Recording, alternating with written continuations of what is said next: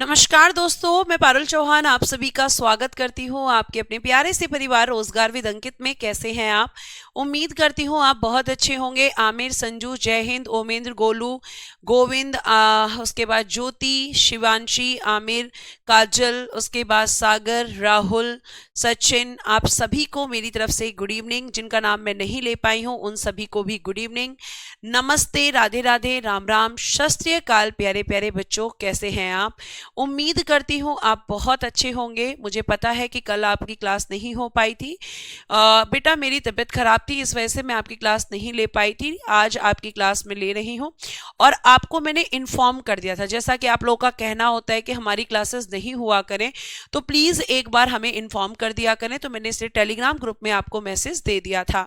आप जानते हैं कि मैं लास्ट क्लास में बोला था कि हम मुगल काल को खत्म करेंगे और आपका जो मुगल काल में जो शासक था उसका नाम है औरंगजेब। हम इसके बारे में पढ़ रहे थे, हम औरंगजेब के बारे में जान रहे थे। औरंगजेब की धार्मिक नीतियां मैंने लास्ट क्लास में आपको बताई थी। औरंगजेब का शासनकाल आपको मैं बता चुकी हूं कि 1658 से और 1707 है। ठीक है, ये बात आप ध्यान रखेंगे। अब जो औरंगजेब है, तो औरंगजेब के खिलाफ जो विद्रोह हुए थे, औरंगजेब के खिलाफ होने वाले विद्रोह, ठीक है, किस किसने इसके विरुद्ध विद्रोह किए थे या इसके खिलाफ विद्रोह किए थे, उसके बारे में हम जानकारी लेंगे। सिंपल हम जानकारी लेंगे कि किस किसने विद्रोह किया और कब किया, क्योंकि बहुत डिटेल में आपसे नहीं पूछा जाएगा। बेटा जी, सबसे पहले हुआ था जाट विद्रोह। ठीक है, जाट विद्रोह हुआ था जिसकी शुरुआत हुई थी 1699 में। शुरुआत कब हुई थी? तो आप कहोगे मैम 1699 में जाट विद्रोह किया गया था। सबसे पहले सॉरी 1669 में, 1699 लिख दिया मैंने गलती से, आई एम सॉरी, 1669 में, आई एम सॉरी। ठीक है, 1669 में मैम इसके खिलाफ क्या शुरू हुआ था? जाटों का विद्रोह शुरू हुआ था। अब ये जो जाट थे वो कहां कहां के थे? तो आप कहेंगे दिल्ली, आगरा और मथुरा के जाटों द्वारा, और मथुरा के जाटों द्वारा, इन क्षेत्रों में रहने वाले जाटों ने औरंगजेब के खिलाफ विद्रोह कर दिया था। ठीक है, तो ये आप यहां पर ध्यान रखेंगे और ये आपको ध्यान में रखना है। ठीक है, इतनी बात आपको समझ में आ गई। यहां पे जाटों का नेतृत्व कौन कर रहा था? तो आप कहोगे कि मथुरा के पास तिलपट के जाट गुरुकुल के नेतृत्व में, मथुरा के पास तिलपट के जाट गुरुकुल जी के नेतृत्व में यह विद्रोह शुरू हुआ था। इतनी जानकारी इनफ है। ठीक है, तो लीडर कौन था यहां पर? गुरुकुल जी, जो कहां के थे? मैम मथुरा के तिलपट के जाट थे।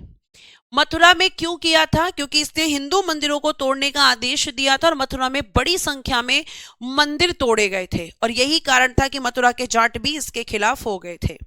मथुरा के पास तिलपट के जाट गुरुकुल जी के नेतृत्व में। फिर बेटा जी सेकंड जाट विद्रोह बड़ा इंपॉर्टेंट है, जिसका नेतृत्व किसने किया है? जिसका नेतृत्व किया है मैम राजा राम जी ने। और राजा राम जी का संबंध कहां से था? भरतपुर से।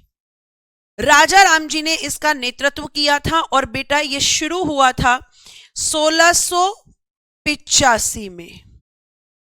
ठीक है, और आपको मैं बता दूं कि यहां पे राजा राम जी ने क्या किया कि जब इसने औरंगजेब ने हिंदू आस्था को ठेस पहुंचाई, हिंदू मंदिरों को तोड़ने के आदेश दिए, तो राजा राम जी ने इन्हें इनकी चीजों को ठेस पहुंचाने के लिए राजा राम जी ने क्या किया? अकबर की हड्डियों को निकलवा कर, अकबर की हड्डियों को, जो उसका मकबरा था वहां पे उन्होंने खुदाई करवाई, अकबर की हड्डियों को निकलवा कर जलवा दिया, निकलवा कर जलवा दिया। क्योंकि इनमें तो डेड बॉडीज जलती नहीं है। जलने की परंपरा किसमें है? तो आप कहोगे मैम हिंदुओं में है। तो जब ये हिंदू आस्था को ठेस पहुंचा रहा था, तो आपको मैं बता दूं कि राजा राम जी ने इनकी आस्था को ठेस पहुंचाने के लिए कि भाई तुम हमारी धर्म का अपमान कर सकते हो तो हम भी कर सकते हैं। तो राजा राम जी ने अकबर का जो मकबरा है कहां पर है? सिकंदरा में है। और सिकंदरा में अकबर के मकबरे को खुदवाकर उसमें जो हड्डियां थी उनको निकलवा लिया।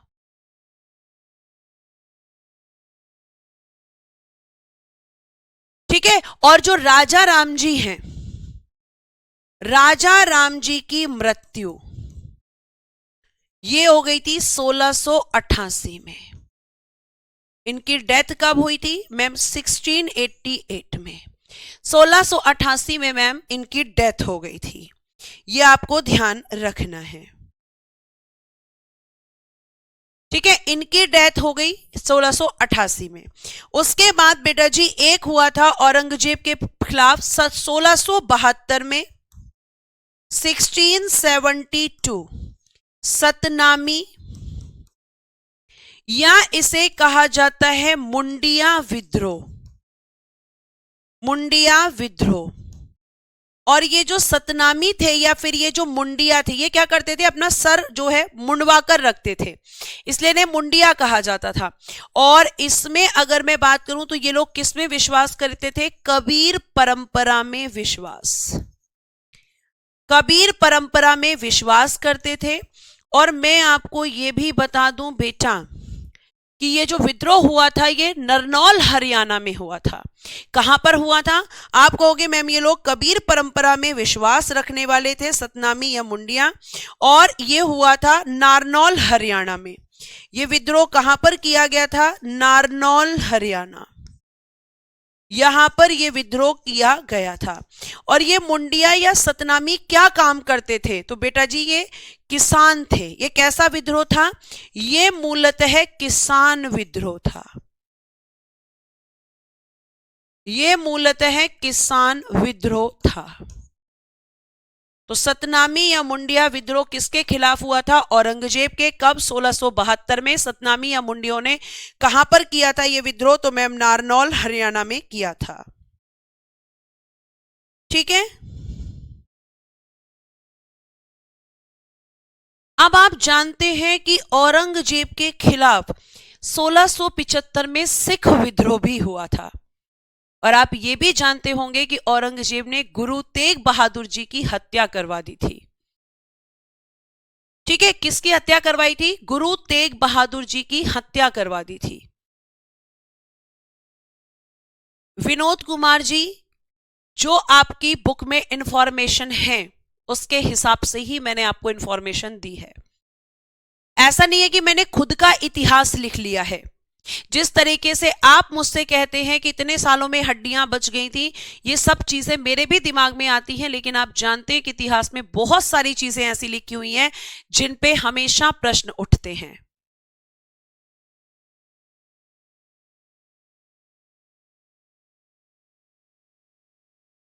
ठीक है, अब देखो अगर मैं आपसे यहां पे बात करूं, बिल्कुल 9वें गुरु थे आपके गुरु तेग बहादुर जी, तो आप लिखेंगे नेक्स्ट विद्रोह हुआ था मैम इसके खिलाफ में सिख विद्रोह, 1675 सिख विद्रोह। अब जरा ध्यान से सुनना, जब हम सिख विद्रोह की बात करते हैं तो क्या हुआ था मैम? कारण क्या था? तो औरंगजेब ने सिखों के 9वें गुरु, सिखों के 9वें गुरु तेग बहादुर जी,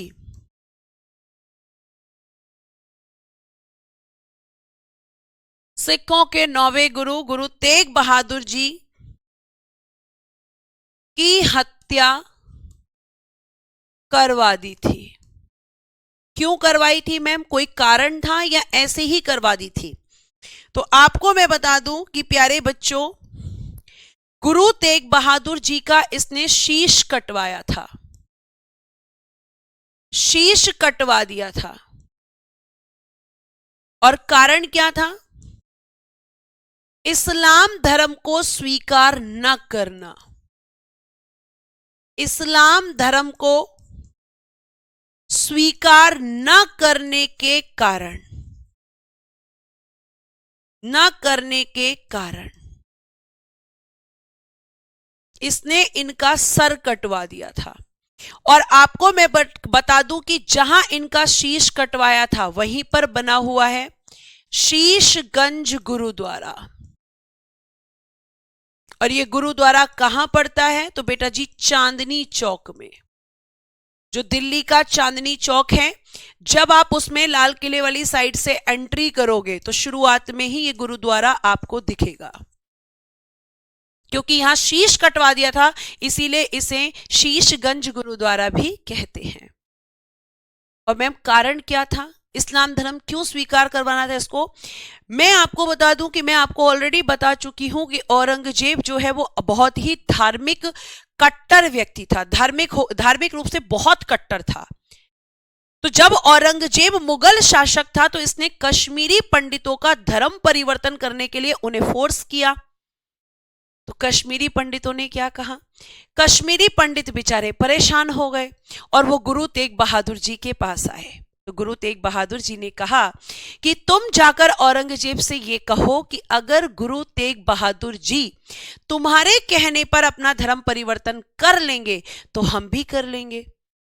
और प्यारे बच्चों, यही बात कश्मीरी पंडितों ने औरंगजेब से कह दी। तो औरंगजेब ने गुरु तेग बहादुर जी को फोर्स किया कि भाई इस्लाम धर्म को स्वीकार करो। तो गुरु तेग बहादुर जी ने इस्लाम धर्म को स्वीकार करने से मना कर दिया था। और यही कारण था कि इसने क्या कर दिया? इनका सर कटवा दिया। तो ये बहुत ही कट्टर व्यक्ति था धार्मिक रूप से। आपको ये बात ध्यान रखनी है। यहां तक बात समझ में आई? अब इसका खुद का बेटा है मोहम्मद अकबर। शीश क्या होता है? सर होता है। गोरख यादव ये यहां से कटवा देना। इसीलिए इस गुरुद्वारे का नाम भी है शीशगंज गुरुद्वारा।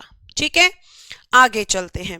आगे हम लिखेंगे कि इसके खुद के बेटे ने इसके खिलाफ विद्रोह किया था। लिखिएगा 1681 1681 मोहम्मद अकबर।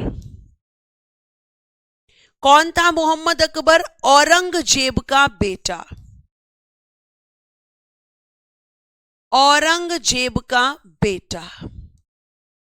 इसने अपने ही पिता के खिलाफ विद्रोह किया था। औरंगजेब का बेटा था मोहम्मद अकबर। ठीक है, इसने किया था, लिख लिए ना, मोहम्मद अकबर का विद्रोह।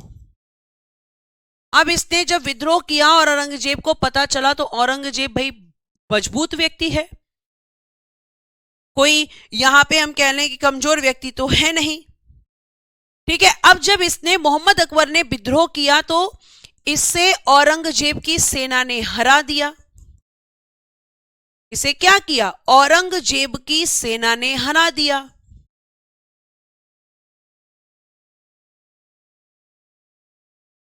ठीक है, सेना ने हरा दिया।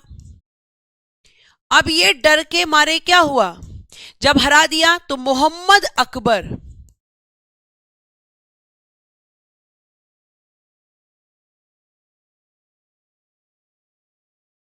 दक्षिण भारत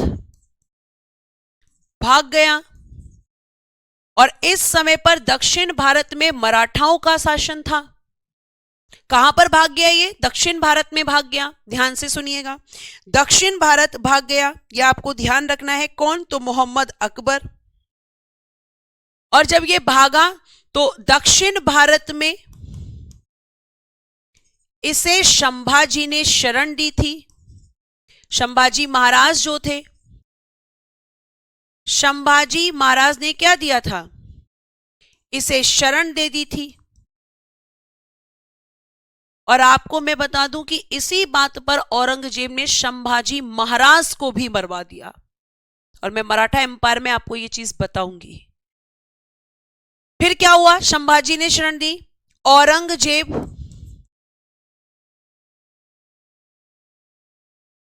अकबर का पीछा करते हुए दक्षिण भारत आ गया। पीछा करते हुए दक्षिण भारत आ गया।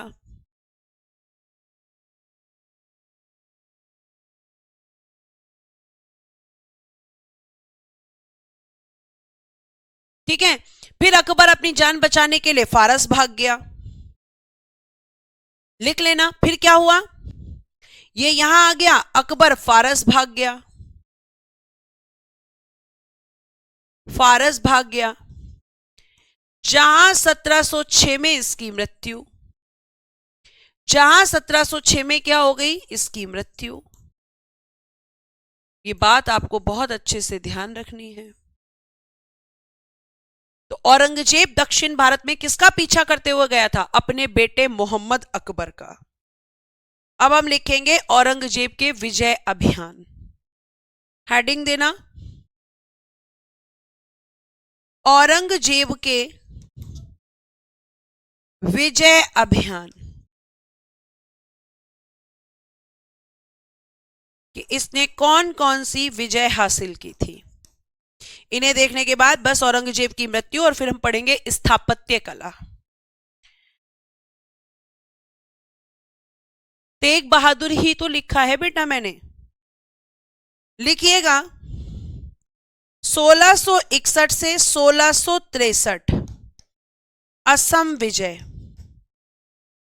असम को विजित इसने कब किया था, 1661 से 1663 के बीच में।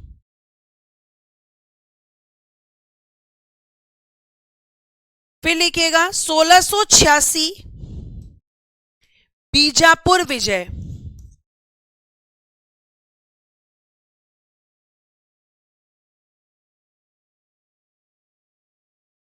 बीजापुर विजय 1687 गोलकुंडा विजय।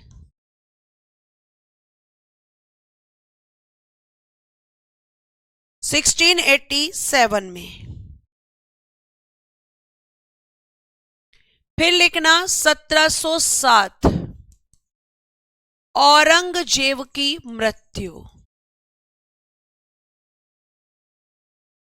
पता है कहां पर हुई है, संभाजी नगर महाराष्ट्र में। संभाजी नगर महाराष्ट्र में 1707 में औरंगजेब की मृत्यु हो गई।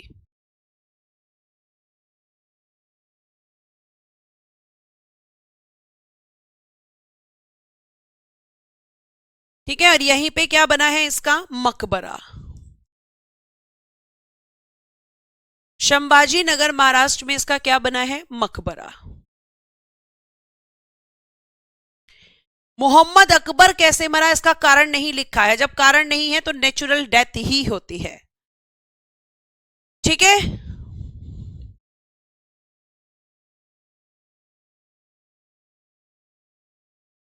संभाजी नगर महाराष्ट्र में क्या बना हुआ है, इसका मकबरा।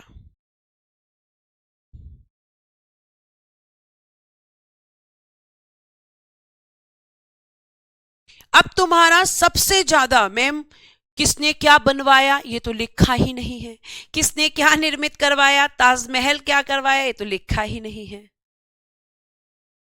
कौन सी डेट नवीन, 1707 में ही औरंगजेब की मृत्यु हुई है अगर आप इस डेट को लेकर कह रहे हो तो, और इसका मकबरा संभाजी नगर महाराष्ट्र में है। आपका एक नया चैप्टर शुरू होता है, मुगल स्थापत्य कला। मुगल स्थापत्य कला।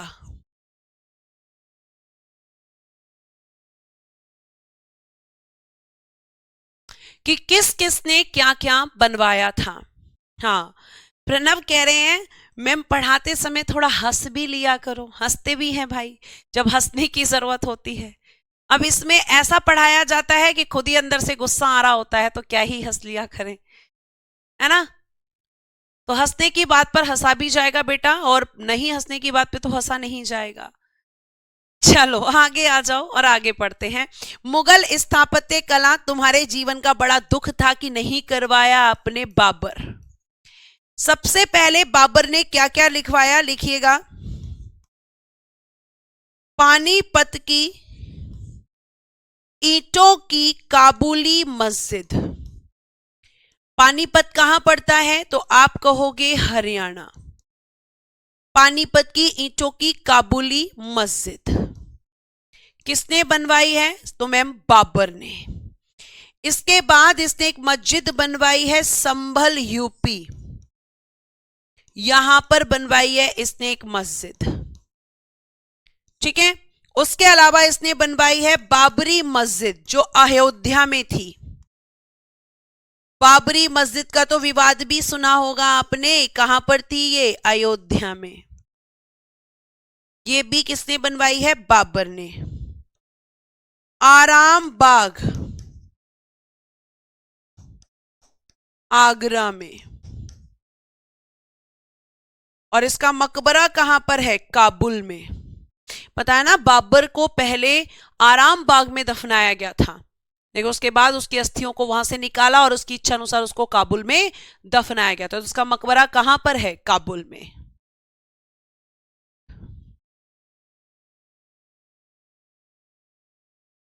बेटा जितना एग्जाम ओरिएंटेड कंटेंट है उतना आपको दिया जा रहा है मिस्टर कैफ, और ये बात मैं कई बार बता चुकी हूं कि पढ़ने के लिए तो इतिहास आप 6 महीने भी पढ़ सकते हो, लेकिन मैं ये जानना चाहती हूं कि आपको एग्जाम निकालना है या फिर इतिहास को यूपीएससी के लेवल का पढ़ना है। पढ़ाने को तो मैं यूपीएससी का इतिहास पढ़ा दूं आपको, लेकिन वो आपके काम का है क्या, आप वहां तक डाइजेस्ट कर पाएंगे।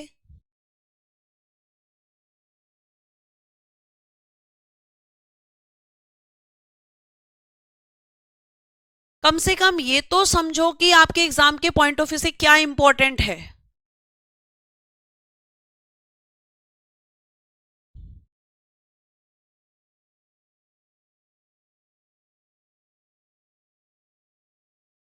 चलो आगे देखो, अब हम बात करते हैं हुमायूं। हुमायूं ने क्या बनवाया था, तो सबसे पहले तो मैंने लिखवाया ही था कि दीन पन्हा पुस्तकालय की स्थापना की थी, जिसकी सीढ़ियों से गिरकर ये खुद मर गया था। दीन पन्हा पुस्तकालय कहां बनाया था इसने, ये दिल्ली में,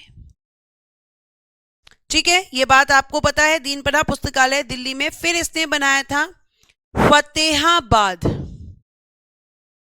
या हिसार, यहां पे बनाई है इसने एक मस्जिद। फतेहाबाद कह लीजिए या आप कह लीजिए यहां पर हिसार। तो यहां पे क्या बनी है मैम, एक बनी है मस्जिद।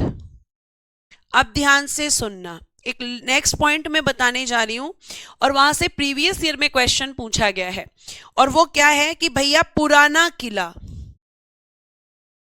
पुराना किला देखो ये पड़ता है बच्चा दिल्ली में। कहां पड़ता है बेटा, ये दिल्ली में। अगर मैं बात करूं तो इसका निर्माण कार्य शुरू किया था हुमायूं ने, निर्माण कार्य शुरू, और इसका निर्माण कार्य पूरा किया था शेरशाह सूरी ने। तो पूरा किसने करवाया था, शेरशाह सूरी ने, और शुरू किसने किया था, तो मैम हुमायूं ने। तो इन दोनों का रोल इसमें है, और ये क्वेश्चन भी ऐसे ही पूछा गया है कि पुराने किले को किस किसने मिलकर बनाया था, तो हुमायूं और शेरशाह सूरी ने।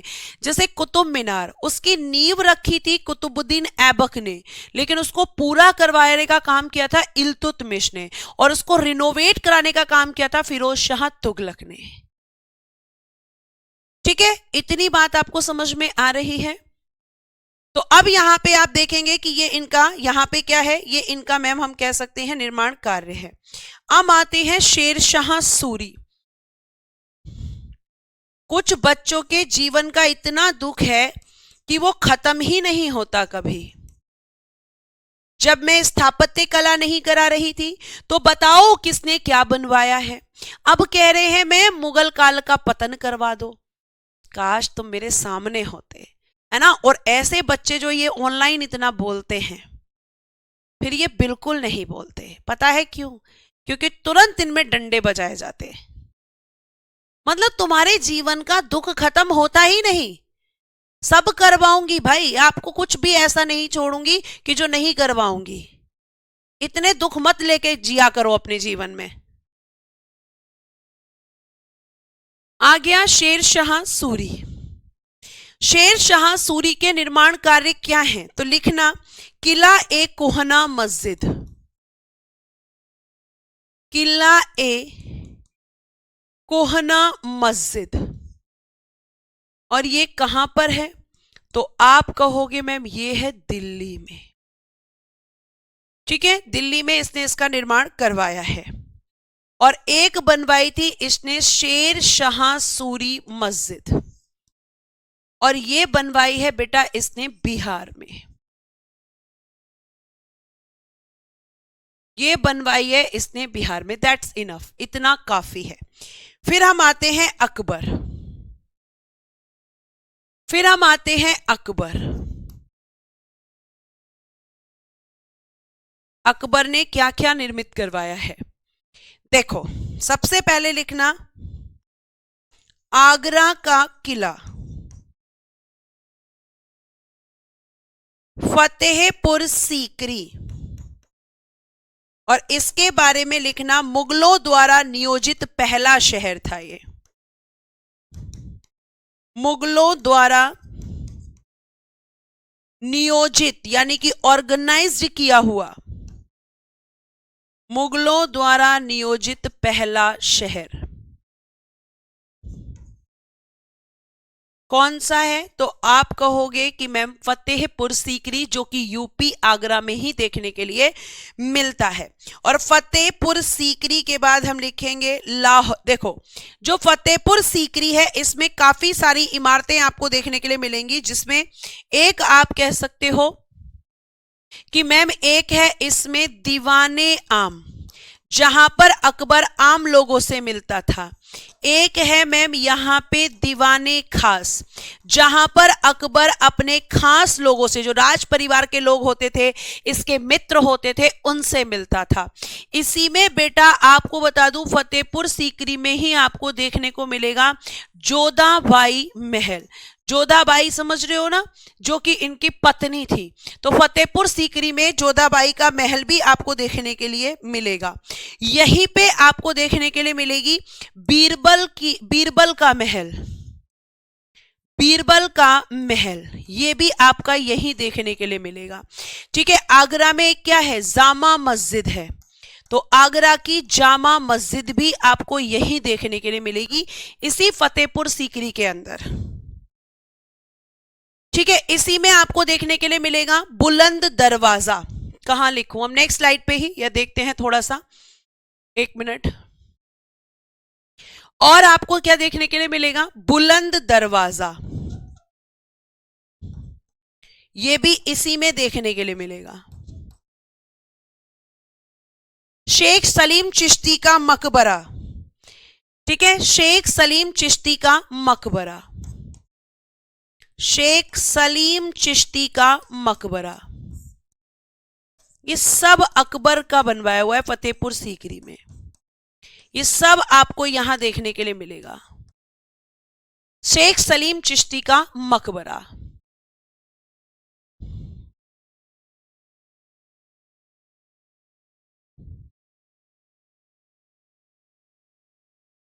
ठीक है, एक इसने क्या बनवाया था अकबर ने? मैम एक इसने बनवाया था लाहौर का किला, एक इसने बनवाया था इलाहाबाद यानी कि प्रयागराज का किला। इसे हम पहले कहते थे इलाहाबाद, लेकिन आज हम इसको कहते हैं प्रयागराज। तो ये भी इसी ने बनवाया था। तो ये अकबर के द्वारा निर्मित आपकी इमारतें हैं, ये आपको ध्यान रखना है। क्वेश्चन पूछा गया है कि मुगलों द्वारा नियोजित पहला शहर कौन सा था, तो आप कहोगे कि मुगलों द्वारा नियोजित पहला शहर था मैम आपका फतेहपुर सीकरी। और इलाहाबाद का जो किला है ये कहां पर है, ये भी मैं आपको बता दूं, संगम पर है। जो संगम होता है ना आपकी नदियों का, वहीं पर।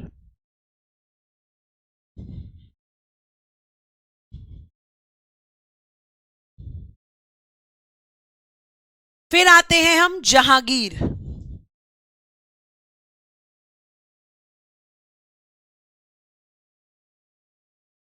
जहांगीर ने क्या किया है, तो मैम इसने मतलब इसके समय पर आपका एक तो बना था एतमा उद्दौला का मकबरा, इसके समय बना था लेकिन इसने नहीं बनवाया था। इसका निर्माण किसने करवाया था, मैम इसी की बेटी नूर जहां या मेहरुनिसा ने। और इसके बारे में मैं डिटेल बता चुकी हूं कि सफेद संगमरमर से पित्रादुरा शैली में बना हुआ है। उसके बाद में अकबर का मकबरा जो कहां पर है, सिकंदरा में। सिकंदरा कहां पड़ता है, आगरा में।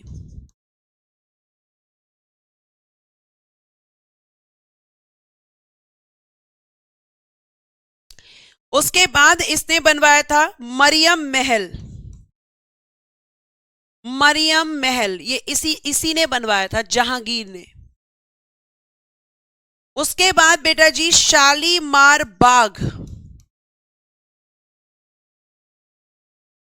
का निर्माण इसने करवाया था। ये बहुत ही खूबसूरत है और ये है जम्मू कश्मीर में, और ये बनवाया था इसने नूर जहां की याद में। नूर जहां की याद में। नूर जहां से बड़ा प्यार करता था तो शालीमार बाग बनवा दिया। इसका निर्माण इसी ने करवाया था। इसका मकबरा कहां पड़ता है, शाहदरा में। कौन सा शाहदरा, लाहौर, जो कहां पर है, रावी नदी के तट पर। रावी नदी के तट पर। तो ये सारे जो निर्माण कार्य हुए हैं वो इसके समय पर ही हुए हैं, जहांगीर के समय पर। ठीक है, इतनी बात समझ में आ रही है।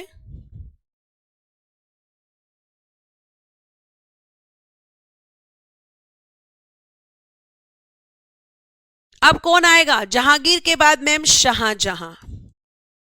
चलो भाई, शाहजहां आ गया तो सबसे पहले हम पढ़ेंगे ताजमहल का निर्माण।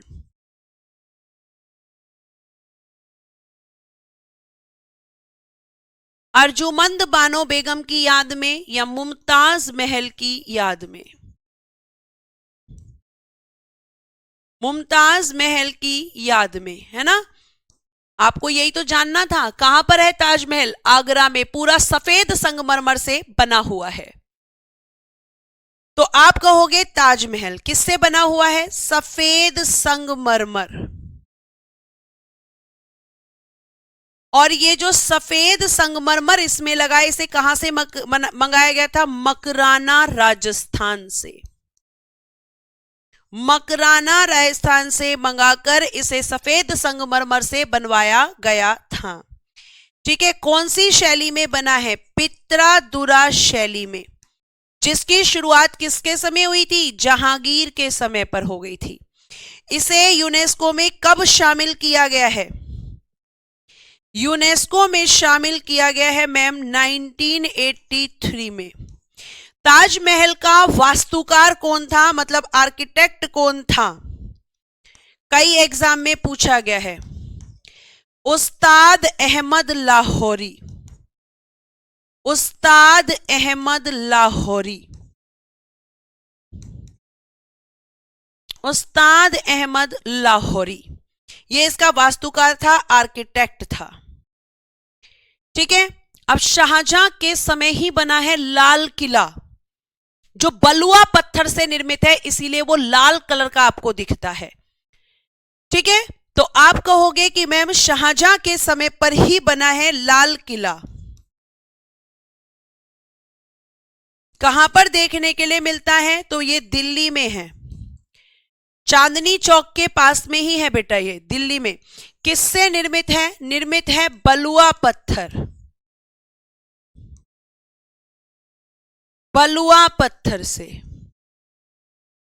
और इसे यूनेस्को में कब शामिल किया गया है, तो यूनेस्को में यह शामिल हुआ है 2007 में।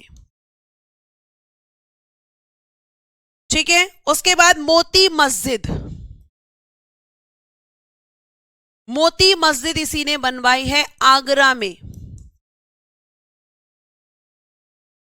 कहां पर है इसकी मोती मस्जिद? आगरा वाली। और ये किससे बनी है मैम? सफेद संगमरमर से।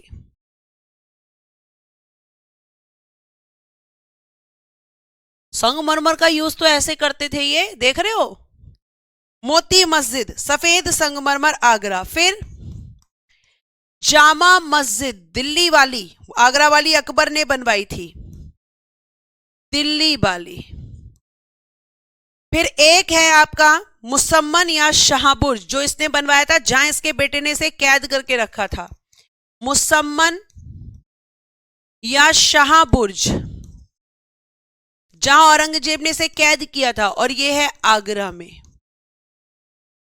ठीक है। और प्यारे बच्चे, दीवाने आम दीवाने खास इसने भी बनवाए थे अकबर ने आपके फतेहपुर सीकरी में, और इसने दीवाने आम दीवाने खास बनवाया था लाल किला के अंदर,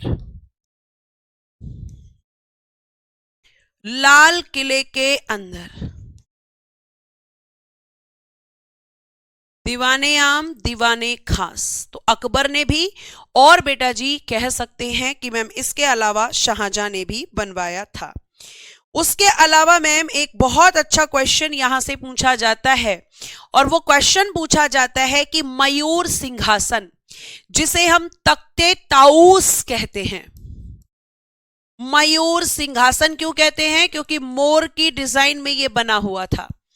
ठीक है, जिसे नादिर शाह लूट कर ले जाएगा, तख्ते ताऊस। मोहम्मद शाह रंगीला के समय पर इस मयूर सिंहासन का निर्माण भी किसने करवाया था? शाहजहां ने। ये मयूर सिंहासन, जिसे हम तख्ते ताऊस भी कहते हैं, इसका निर्माण भी इसी ने कराया था। ये पूरा बेटा हीरों से जड़ा हुआ था, हीरों से जड़ा हुआ। नादिर शाह आएगा, इसको लूट कर ले जाएगा। और इस पर क्या लगा हुआ था? इसमें ऊपर लगा हुआ था कोहिनूर हीरा, जो आज के समय में ब्रिटेन की महारानी के मुकुट में है। ठीक है। और इसका जो अगर हम बात करते हैं निर्माण, वो किसकी देखरेख में हुआ था? बेबादल खां की देख रेख में, बेबादल खां की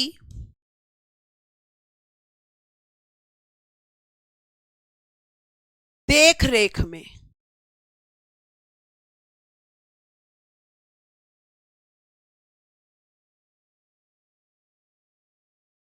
अब आ जाओ लास्ट, औरंगजेब। लास्ट लिखेंगे औरंगजेब। सबसे ज्यादा क्वेश्चन पूछा जाता है बीबी की बीबी का मकबरा किसने बनवाया था? ठीक है बेटा, पढ़ लिया करो। इस क्लास में एक क्वेश्चन लॉजिकल नहीं आता। पढ़ाई पे फोकस करो, अपने क्वेश्चंस देखो, प्रैक्टिस करो, रिवीजन करो। केवल क्लास करने से कुछ नहीं होगा। आप सोच रहे हो कि केवल हम क्लास करें और उसके बाद हमारा काम चल जाए, तो ये नहीं होगा। ठीक है, नेक्स्ट लिखिएगा औरंगजेब।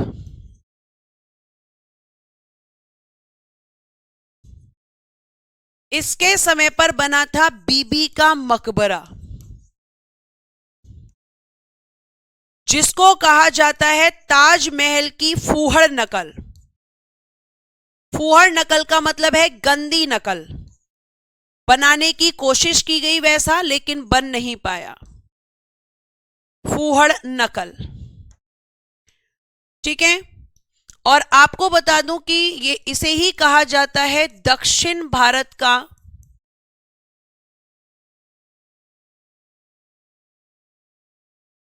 ताजमहल।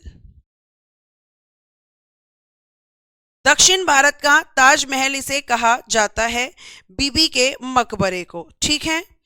और ये कहां पर है? तो ये संभाजी नगर महाराष्ट्र में है। संभाजी नगर महाराष्ट्र में बीबी का मकबरा है। ये आप ध्यान रखेंगे। इसमें बेटा निर्माण किसने किया था?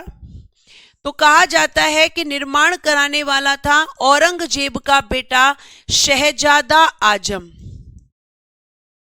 अभी बताऊंगी। और इसमें जो वास्तुकार था वो उस्ताद अहमद लाहौरी का बेटा था, अताउल्ला खां। अताउल्ला खां पहले लिख लो, फिर मैं समझाती हूं कि यहां से क्वेश्चन कैसे बनेगा। बादशाही मस्जिद लाहौर,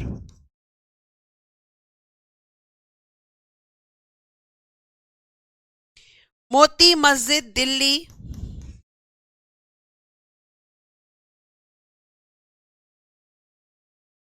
ये भी बनी है सफेद संगमरमर से।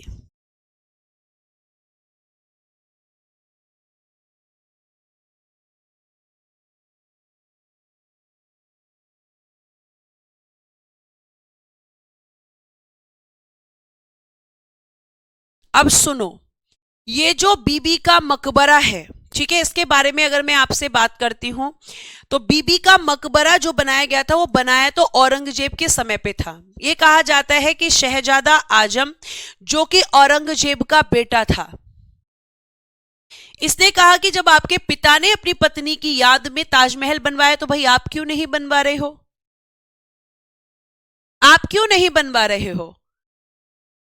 तो ये कहा जाता है कि औरंगजेब ने शहजादा आजम को पैसे दे दिए थे और ये जो अताउल्ला खां है ये उस्ताद अहमद लाहौरी का बेटा है कि भाई जब पिता के पास वो आर्ट थी तो इसके पास भी होगी, ये वैसा ही बना देगा, लेकिन ये वैसा बन नहीं पाया। तो अब मैं मगर पेपर में क्वेश्चन आएगा कि बीबी का मकबरा किसने बनवाया था, तो बना तो औरंगजेब के समय पर था, लेकिन कई जगह कई एग्जाम्स में शहजादा आजम को ही इसका आंसर माना गया है।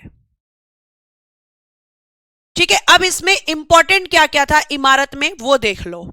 इंपॉर्टेंट जो क्वेश्चन पूछे गए हैं, जैसे आपसे मैं बता दूं कि बाबर से एक क्वेश्चन या तो बाबरी मस्जिद पूछा जाता है या आपका काबुली मस्जिद, ये दो मस्जिद अब पूछी जाती हैं। ठीक है, उसके बाद बेटा अगर मैं बात करूं हुमायूं से तो दीन पन्हा पुस्तकालय यहां से पूछा जाता है सबसे ज्यादा, और एक बार एसएससी ने यहां से क्वेश्चन पूछ लिया है, तो क्वेश्चन रिपीट हो जाते हैं। तो ये दो क्वेश्चंस हो गए, ये पूछे गए जो क्वेश्चन है वो बता रही हूं। उसके बाद में शेर शाह सूरी से इसका केवल ज्यादातर पूछा जाता है सासाराम में जो इसका मकबरा है, इंपॉर्टेंट टिक कर रही हूं। अकबर से पूछा जाता है आपका एक तो फतेहपुर सीकरी, क्वेश्चन ऐसे पूछा गया है मुगलों द्वारा नियोजित पहला शहर कौन सा था, तो वो आपका फतेहपुर सीकरी, या फिर अकबर से पूछा जाता है बुलंद दरवाजा। ये दो क्वेश्चंस अकबर से पूछे जाते हैं, जो पूछे गए हैं वो बता रहे हूं। एतमा उद्दौला का मकबरा ये पूछा गया है प्रीवियस ईयर में, अकबर का मकबरा कहां पर है ये भी पूछा गया है।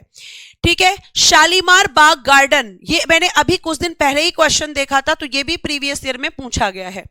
उसके बाद शाहजहां से ताजमहल से क्वेश्चन आता है, इसके वास्तुकार कौन थे ये क्वेश्चन आता है, और स्टैटिक जीके में यूनेस्को में कब शामिल किया गया था ये क्वेश्चन बन जाता है। ठीक है, उसके बाद में बेटा जी अगर हम बात करते हैं तो लाल किला दिल्ली वाला पूछ लिया जाता है कि किस पत्थर से निर्मित है, तो बलुआ पत्थर से। मोती मस्जिद आपसे कंफ्यूज करने के लिए पूछी जाती है क्योंकि एक आगरा में है और एक आपकी दिल्ली में है, तो दिल्ली वाली किसने बनवाई और आगरा वाली किसने बनवाई ये क्वेश्चन बनता है। ठीक है, उसके बाद में मयूर सिंहासन से क्वेश्चन पूछा जाता है, और यहां से बीबी का मकबरा ये मैं ऑलरेडी आपको बता चुकी हूं। तो जो इंपॉर्टेंट थे वो मैंने आपको बता दिए हैं। ठीक है,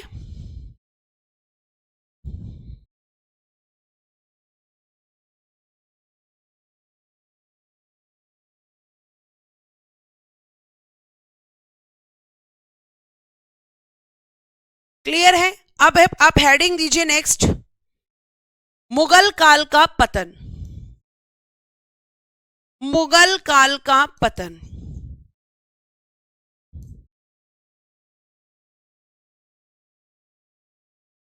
यानी औरंगजेब के बाद आने वाले शासक कौन थे?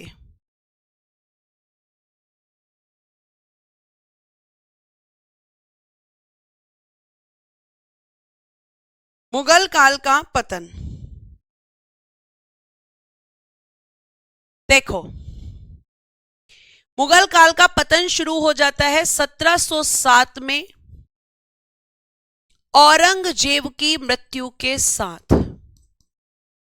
क्या हो जाता है? औरंगजेब की मृत्यु के साथ।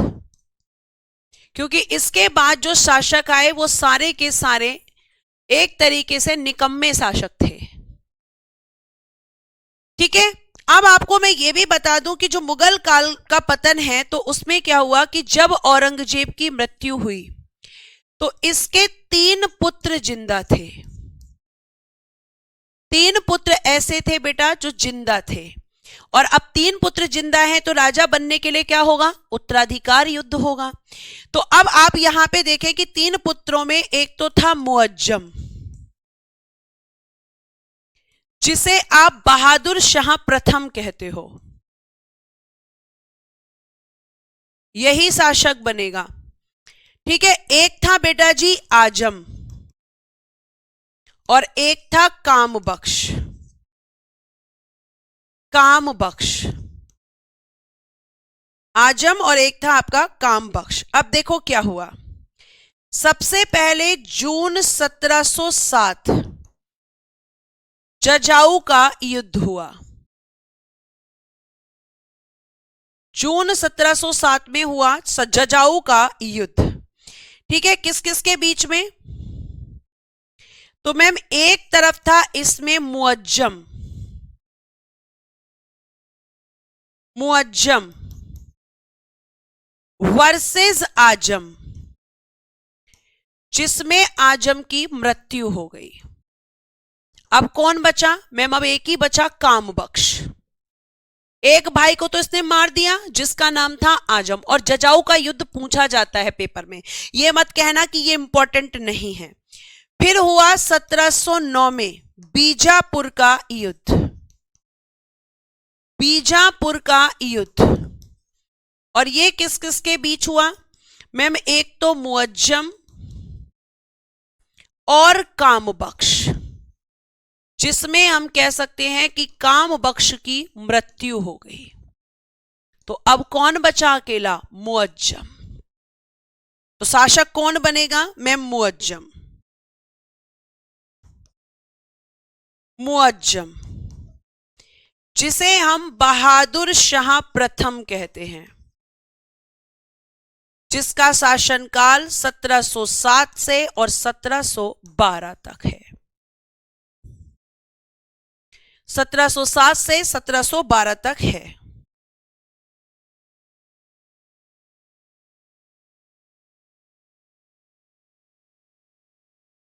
इतना जानना था। अब आपको यहां पे इतना जानना है, अब इसके बाद में शासक कौन बनेगा? जहादर शाह। जहादर शाह कौन है? इसी मुअज्जम बहादुर शाह प्रथम का पुत्र है, और इसके भी 4 बेटे हैं, तो वो भी सबको निपटाएगा पहले। मतलब इन लोगों ने गद्दी के लिए ना तो अपने बेटों को देखा, ना अपने भाइयों को देखा। आप पूरे इतिहास में देख रहे होंगे कि अभी तक जो गद्दी है या जो शासन है या सिंहासन है, उसके लिए पिता ने बेटे को मारा है, बेटे ने पिता को मार दिया है, भाई ने भाई को मार दिया है। तो ये सब चीजें आपको ध्यान रखनी है। इन दोनों युद्धों में इंपॉर्टेंट है जजाऊ का युद्ध। बीजापुर के युद्ध से भी ज्यादा इंपॉर्टेंट है जजाऊ का युद्ध। ठीक है, बहादुर शाह जफर अंतिम शासक होंगे ना, वो अभी कैसे आ जाएंगे?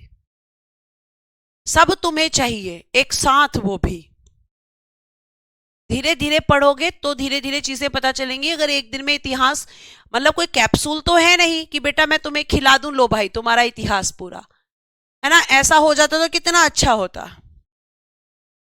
लेकिन ऐसा है तो है नहीं। पढ़ना तो पड़ेगा हमें, बिना पढ़े तो काम नहीं चलेगा।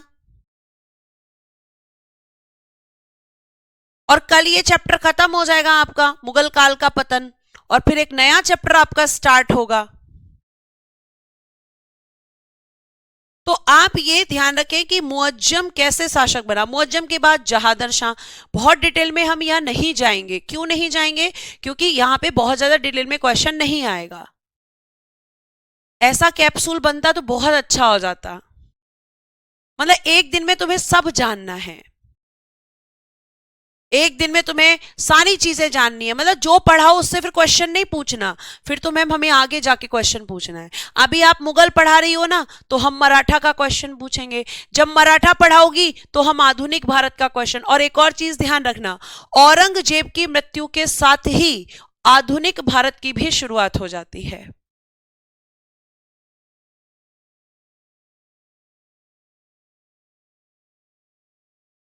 ठीक है तो आज के लिए हम इतना ही रखते हैं।